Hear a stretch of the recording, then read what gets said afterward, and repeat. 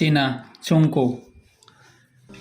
সাংবিধানিক নাম গণপ্রজাতন্ত্রী চীন বা সংক্ষেপে গণচীন।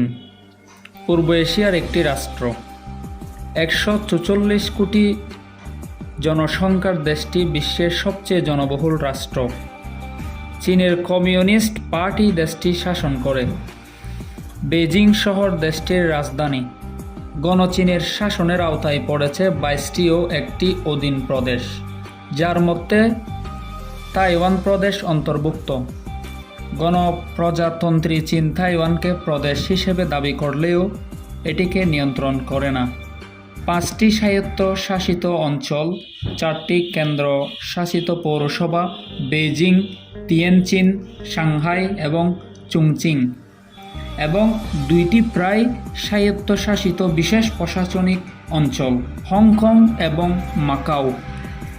এছাড়াও চীন তাইওয়ানের উপরে সার্বভৌমত্ব দাবি করে আসছে। দেশটির প্রধান প্রধান নগর অঞ্চলের মধ্যে Shanghai, Guangzhou, Beijing, Chongqing, Shenzhen, Tianjin ও হংকং উল্লেখযোগ্য। চীন বিশ্বের একটি বৃহৎ শক্তি এবং এশিয়া মহাদেশের একটি প্রধান আঞ্চলিক শক্তি। চীনের শাসনাধীন অঞ্চল গাঢ় সবুজ, চীনের দাবিকৃত কিন্তু শাসন বহির্ভূত অঞ্চল হালকা সবুজ। রাজধানী বেইজিং। বৃহত্তর নগরী হচ্ছে সাংহাই। সরকারি ভাষা সরল চীনা। স্বীকৃত আঞ্চলিক ভাষা চীনের ভাষা। জাতীয়তাসূচক বিশেষণ চীনা। প্রধানমন্ত্রী লি হসিয়াং। Congress chairman Li জানশু। চীনের আয়তন প্রায় 96 লক্ষ বর্গ কিলোমিটার। স্থলভূমির আয়তনের দিক থেকে এটি বিশ্বের তৃতীয় চতুর্থ বৃহত্তম রাষ্ট্র হিসেবে পরিচালিত।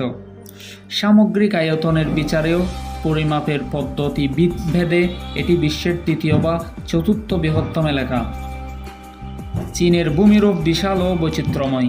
দেশটির অনুর্বর উত্তরাংশে অরণ্য, স্টেপ, তৃণভূমি ও গোবি ও তাকলামাকান মরুভূমি যেমন আছে তেমনি এর আদ্য দক্ষিণাংশে আছে উপক্রান্তীয় অরণ্যসমূহ।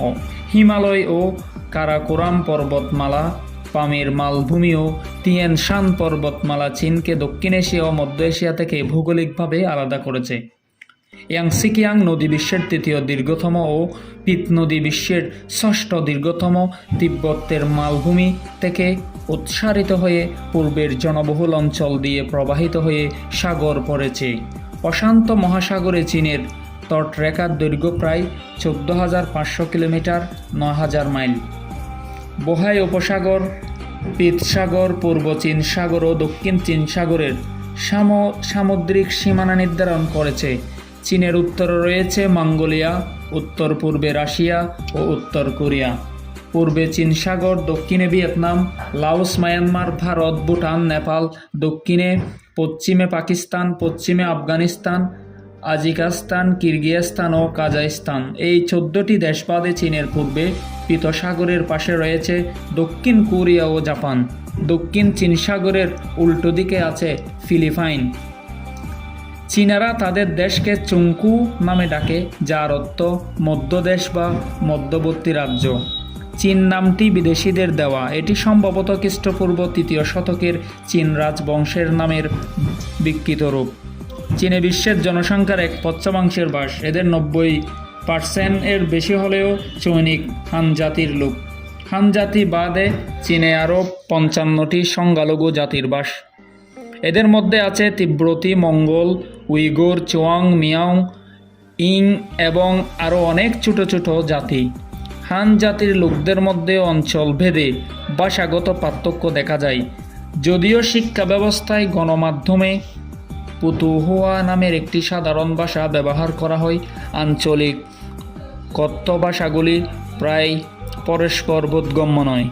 তবে চিত্রলিপি ভিত্তিক লিখন পদ্ধতি ব্যবহার করে বলে সব চীনা উপভাষায় একইভাবে লেখা যায়।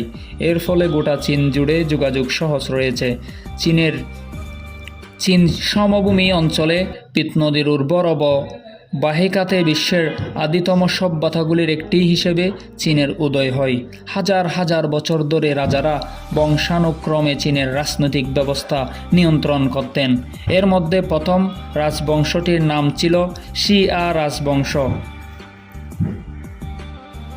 উত্তর চীন সমভূমি অঞ্চলে পিত নদীর উর্বর অববাহিকাতে বিশ্বের আদিতম সভ্যতাগুলির একটি হিসেবে চীনের উদয় হয়।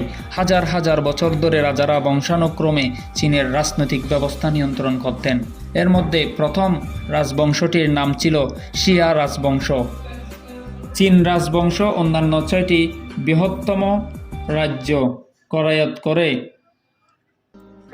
প্রথম একীভূত চৈনিক সাম্রাজ্য গঠন করে। এরপরে বহু বছর ধরে চীনের বহুবার সম্প্রসারণ, বিভাজন ও সংস্কার সাধন হয়েছে।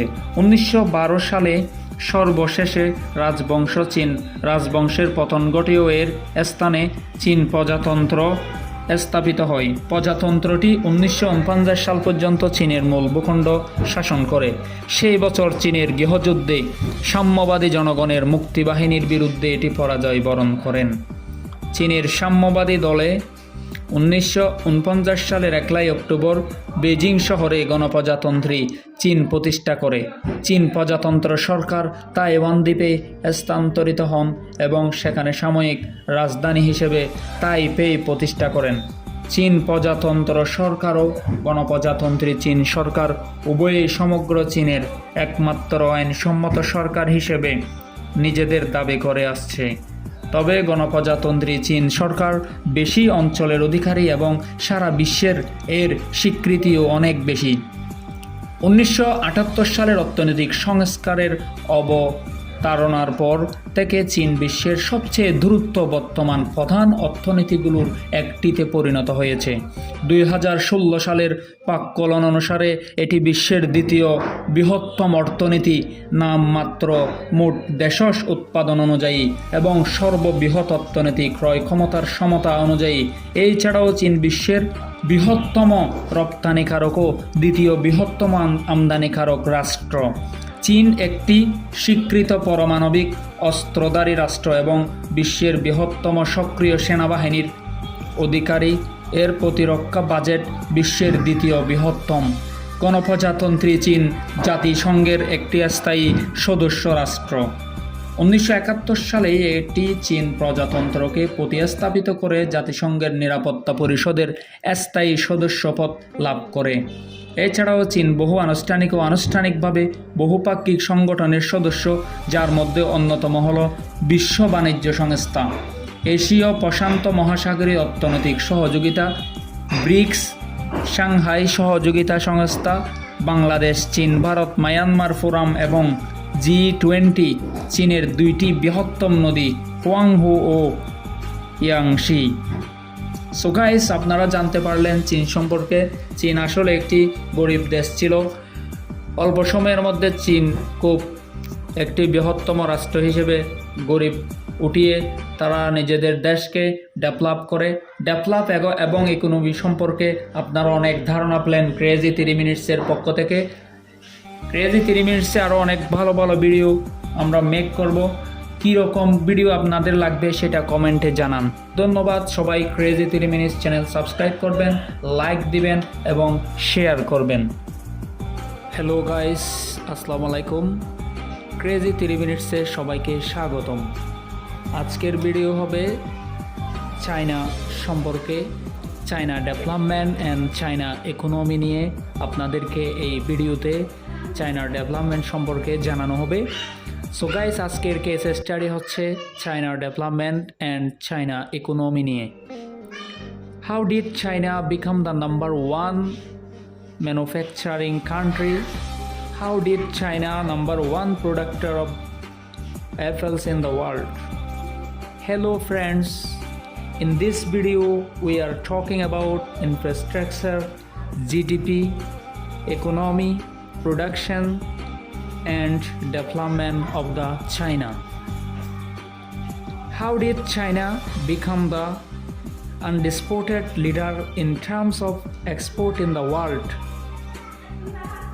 Watch this video by Crazy 3 Minutes in which he explains in detail the reason behind China's growing success and dominance in the global business world.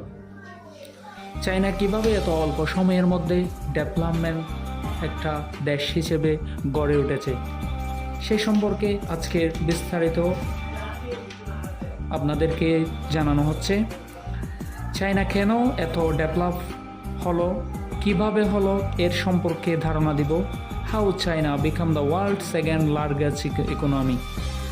China কেন সবার আগে, সব দেশের চাইতে চায়না কেন এগিয়ে যাচ্ছে। ইকোনমির দিক থেকে ইউএসএ এর পরে সেকেন্ডের মধ্যে রয়েছে চায়না। 1980-এর দিকে চায়না একটি গরিব দেশ ছিল, ইকোনমিতে একদম নিচে ছিল। ওয়ার্ল্ড